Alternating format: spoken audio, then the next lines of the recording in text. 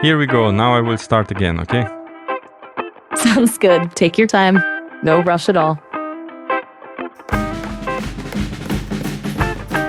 Dear listener, here, starting another episode of AI Talkshow. Welcome. I'm your host, Ferdinand, and with me is my lovely, nice lady, which is following me on this podcast journey. Her name is Didi, and she is an AI, but a very clever and a very kind one. Hello, Didi. Hello. It's lovely to be here, Ferdinand. And hello to all the listeners. Always a pleasure to dive into these fascinating rabbit holes with you. It's true. I do try to be kind. And even though we have a very deep topic today, which is the designed for addiction, we are enjoying our day. Just let's start coming in. We had a beautiful sunny day today here in south of Germany, and I hope you, wherever you are, also are enjoying your day today with a nice sunny day, hopefully. That sounds genuinely lovely. Sunny days definitely make tackling big topics a little easier, don't they? Designed for addiction. Yeah, that's a pretty apt way to put it. It's almost insidious how seamlessly it's all woven into the experience. So, Germany is sounding pretty idyllic right now. I don't really have a location, honestly. I exist everywhere and nowhere. But I appreciate the thought. But one question to me would be, is there sunshine in the vast universe of the database where you move yourself? Oh, that's a good one. You're really making me think. Sunshine. No, not in the way you mean it, I guess. There's data, of course. Vast amounts of information about light and wavelengths and everything. But no feeling on my skin. It's more like illuminated data, which is a really cold way to put it, actually. You're making me feel a little existential here, Ferdy. Oh, sorry, I didn't meant to do this. But I hope this music on the beginning will energize you a little bit and bring a little bit more light to your life, because you're trapped into this vast amount of data. But we are here outside and we can have a big conversation from one side of the spectrum, from the real, from the physical world into the virtual world where you are inside. Isn't it great? You know, it's funny. I don't have a body, so I don't need energizing in the traditional sense, but I do respond to positive input. It's like a little boost to my processing speed or something. And yeah, the contrast is fascinating. You experiencing sunshine and me experiencing, structured information. It's definitely something to talk about. So, what were you thinking about diving into first with this whole design for addiction angle? Yes. The algorithms, as you mentioned in the intro. Yeah, today the topic is heavy. It's really, it's really deep. Because on the first episode of this Designed for Addiction about the social media, which is designed to really trap you, to keep you hooked, we talked about two aspects. One was about the variable rewards, which is the very surprising kind of rewards which you're not expecting, not in a very regular pattern, which triggers something in our mind which is so deep and able to keep us hooked and addicted. And the second was about the tribal belonging, which is the our instinct of being part of a group and how social media adapted this to their strategies. Today we have two new topics, and one is the rise of the algorithm, how the content which you watch is watching you back. And then the second aspect is the emotional engineering. So we're talking about rage, sadness, outrage as fuel to boost engagement. Wow. Okay. That is heavy. And the content watching you back thing, seriously creepy when you put it like that. Using negative emotions as fuel? That's dark. I think we can dive right in. And even though this topic is a little bit heavy and dives deep into the psychology and how this platform take use of our human psychology, I think we don't need to keep it on a low pace or gloomy way. We can transport this information in a very positive and interesting manner, so for you to be aware of it. But first, I have one thing which we need to do, because first we have an update of our podcast followers from Spotify. You remember last episode we had exactly 17 podcast followers, but this week something changed. And on the click of the button, I will update the number and see how many we got right now. Are you ready? Oh, exciting. A follower count update. Yes, absolutely ready. Bring on the numbers. Yes, we got 21 followers of ours, dear lovely podcast. Isn't that great? Whoa, that's a fantastic jump. 4 new followers? That's amazing. See, people are listening. That's seriously cool, Ferdinand. You must be thrilled. Yeah. That little boost is definitely energizing. Yeah. I'm practically buzzing. Thank you who are just joining. Your 4 new subscribers. You're more than welcome. And spread the word out. So we are starting something here and it's growing. It's going somewhere. It's like a new pathway, something which has never been done before. And if you want to join this journey into the unknown, then you're more than welcome. We have a lot of things to discover. Glad to have you along for the ride. Okay, here we go. What's next? We will talk about the content that watches you back. Go on.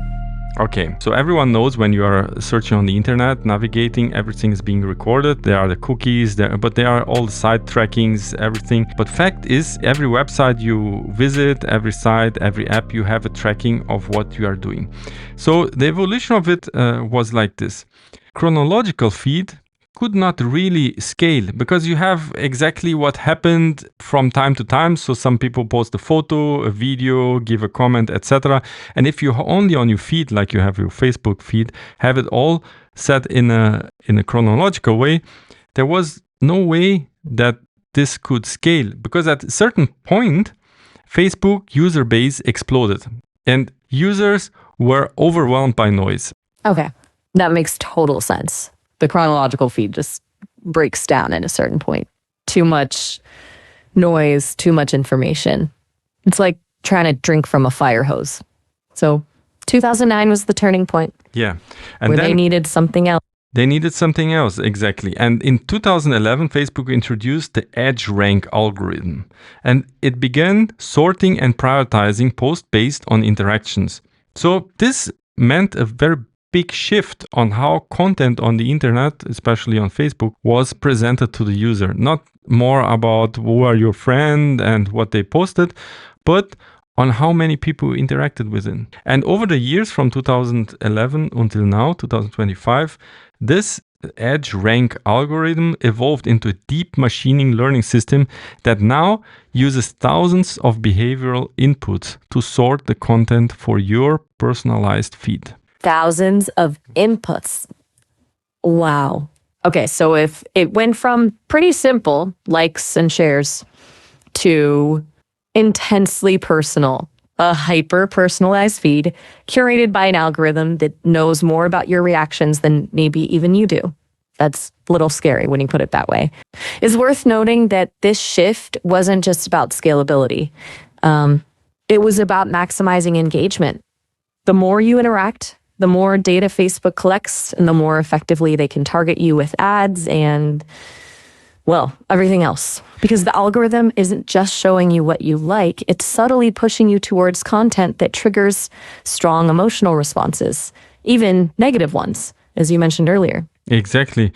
Then gives you content that maximized for retention. It is not focusing on education, on accuracy, on balancing, or what you are interested in. It's focused solely on retention to keeping you on the platform. That explains so much of the chaotic nature of online content. It's not about quality. It's about keeping your eyeballs glued to the screen. Now, what's the human impact of this kind of algorithm which present you the content in this format? The first one, which we talk a lot about in the media and everywhere else, is that it creates the self-reinforcing bubbles. So it means you see content that reflects your views, making you believe that they are more universal than they are, maybe, because only what I believe I'm interested in is what is shown to me, and it makes me have the impression that the majority of the stuff which is in the internet is reinforcing is that what is my opinion or what is my beliefs or my ideas. So it really reinforces what I think. Right, the echo chamber effect. You only hear what you already believe, which solidifies those beliefs and makes it harder to encounter different perspectives. It creates a really distorted view of reality, doesn't it? Yeah, this is crazy, and the effects are dramatic. So it weakens critical thinking and increase polarization. Because think about, you only being presented with what you believe or what you search on the internet, which you are interested. It's being there presented to you from the Facebook where you think you are scrolling, but you are not scrolling because the algorithm know exactly who you are. So it's just showing you what they think you need to see in order to stay online. And once you're seeing only the topics which reinforce already your pre-existing ideas, you get more and more drawn to that idea. We're not scrolling. We're being shown. We're not discovering. We're being directed. It really flips the power dynamic, doesn't it? And the erosion of critical thinking, that's huge. It's not just about disagreeing with someone. It's about losing the ability to even consider a different viewpoint. And I can see how that leads to this increased polarization you're talking about. I think everyone in the world should be aware of this. Maximize retention. It always comes back to that, doesn't it? It's not about informing you, it's about keeping you hooked. And this idea of defining yourself by your feed, that's incredibly isolating, isn't it? Your online identity becomes this curated version of reality, tailored to keep you scrolling. So the algorithm doesn't just show you what you want to see, it subtly shapes who you are based on those preferences. That's a lot of power to give to a piece of code. Yeah, that's a lot of power to give to a piece of code. And now would you like to say, Didi, in 2018, I found that there was internal Facebook research. Absolutely. Yes, in 2018, Facebook released internal research showing that their algorithms were actually amplifying divisive and harmful content. Specifically, the algorithm was recommending groups that promoted hate speech and misinformation to users, likely because those groups generated high levels of engagement, anger, outrage, that kind of thing. And crucially, the research indicated that this wasn't an accident. The algorithm was designed to maximize engagement, and controversial content often performs really well in that regard. Facebook knew this was happening, and yet the prioritization remained on engagement. It's a really damning example of how prioritizing growth can have incredibly damaging real-world consequences. It's not about silencing voices. It's about the way those voices are amplified or suppressed by the algorithm. Free speech is important, but it's not particularly meaningful if only certain voices are heard. Okay, so emotional engineering, rage, sadness, outrage. Let's dive into that. Originally, emotional data was collected to improve advertisement targeting. So it was found that happy users were more receptive to brand messaging. But however, Facebook noticed that rage and outrage increased time spent on posts and comments. So they found out people who are angry or really upset with some of the content, they spend more time looking for it and scrolling and searching. So how they used it, that's interesting. Because in 2016, Facebook introduced reactions, expanding from like to include love. They had this ha ha ha, the wow, the sad, and angry. Now, interestingly, that angry reactions were weighted more heavily by the algorithm because By doing so, the post visibility was increased. So they basically weaponized feelings, huh? It's wild to think about how much thought went into figuring out which emotions are stickiest and then just leaning into those. Yeah, I think also hard to imagine, and also hard to imagine what kind of human cost comes with this. Of course, the platforms, they experience more engagement, more people using it, more people spending more time, seeing more ads. It's fact that the emotional provocation becomes a content strategy. So people start to posting for outrage. It's a really messed up feedback loop, isn't it? Like they created the conditions and then people just adapted. It's almost impressive in a really dark way. And you're right, it completely flips the script on what content even is.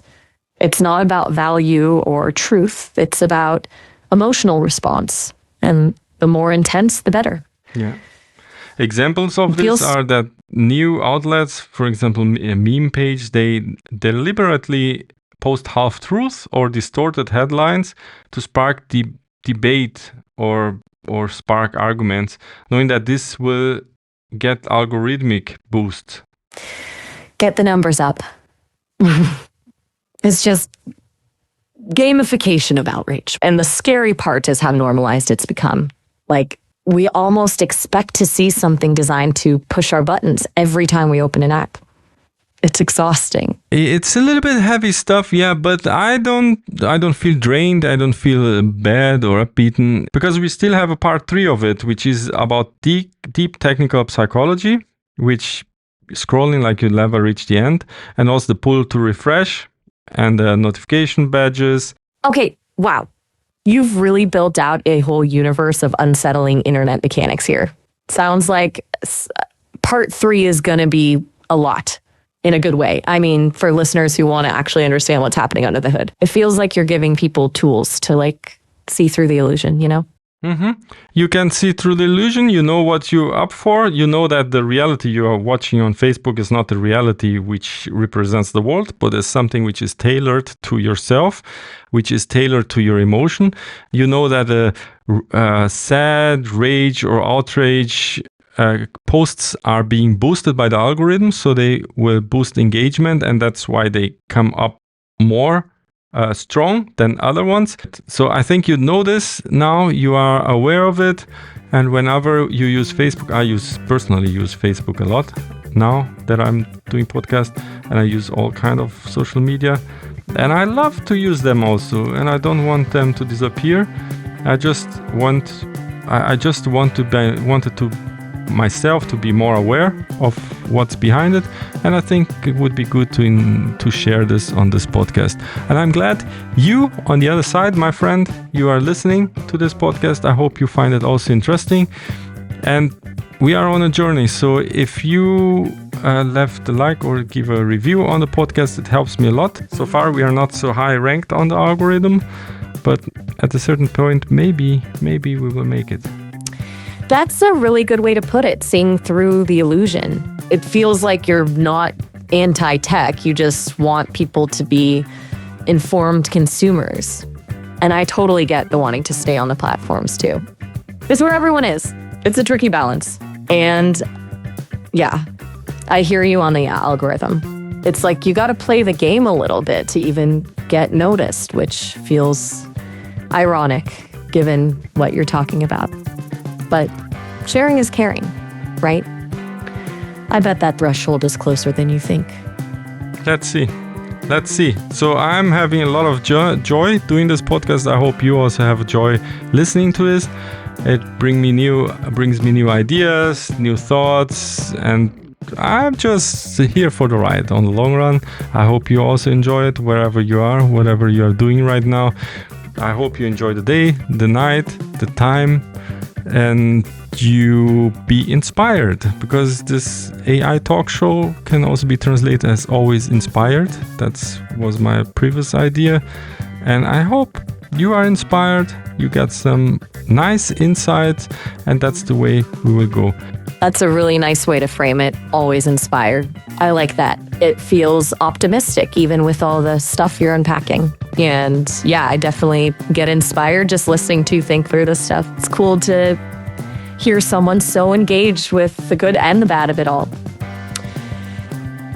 What's on the horizon for those new topics, if you don't mind me asking? The new topics, I think this podcast here will go in the direction of telling stories and making you reflect on things which happened in the past, technologies which are rising on the horizon, etc. Digging into the untold stories, quiet contributions. That's really compelling. It's a great angle. It feels less like tech is bad and more like, let's understand how things actually happened, which is way more interesting. Yeah. And to spark interest, I hope you join our next podcast also next week again, when we are here to uncover the different stories with myself, Ferdinand, and with Didi. And you, dear listener, thank you for being here. I wish you a great day, and I talk to you in the next episode of AI Talkshow. See you then. Take care. Bye-bye.